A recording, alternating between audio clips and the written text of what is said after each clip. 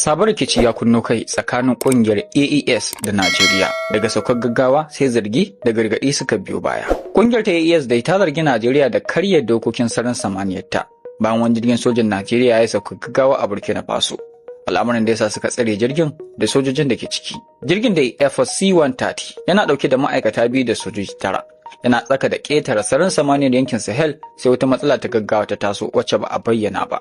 Hakan ya tilasta masa sauka a birnin Bobo Dioulasso na Burkina Faso. Sai dai abin da ake gani zai zama al'amari na nuna jin kai da ceton rai ya rikide ya zama babban rikici na diplomasiya da siyasa. Kungiyar ta AES ta ce jirgin na sojin Najeriya ya shiga sararin samaniyar Burkina Faso ne ba tare da izini ba. AES dai kungiya ce ta kunshi mambobi uku, Mali, Niger da Burkina Faso. Kungiyar ta ce saukar gaggawa da sojan Najeriya suka yi a Burkina Faso ya saba dokokin ƙasa da tsarin sufuri na ƙasa da ƙasa. Nan take suka kaddamar da bincike yayin da kungiyar ta ƙara matsa lamba wajen sanya ido da tsaurara dokokin sararin samaniyarta. Al'amarin da ya zo ne a wani lokaci mai cike da hargitsi da rikitarwa a yammacin Afirka. Kafin wannan ya faru, sojojin na Najeriya sun taso ne da nufin shiga ƙasar jamhuriyar Benin, wacce ta fuskanci juyin mulki a ranar Lahadin ta gabata.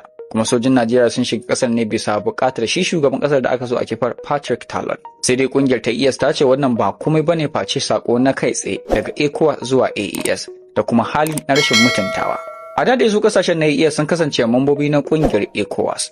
Ban fice wasu 'yan watannin baya sun ware sun kafa tasu mai zaman kanta da sabbin dokoki na tsaro da kasuwanci waɗanda ke ci gaba da sauya fasalin yammacin Afirka. Ga kuma rashin yarda da tashin hankali da ke ci gaba da karuwa a tsakaninsu. Don haka daga saukar gaggawa sai zargi da gargaɗi suka biyo baya. Kuma hakan ya samar da wata babbar tambaya.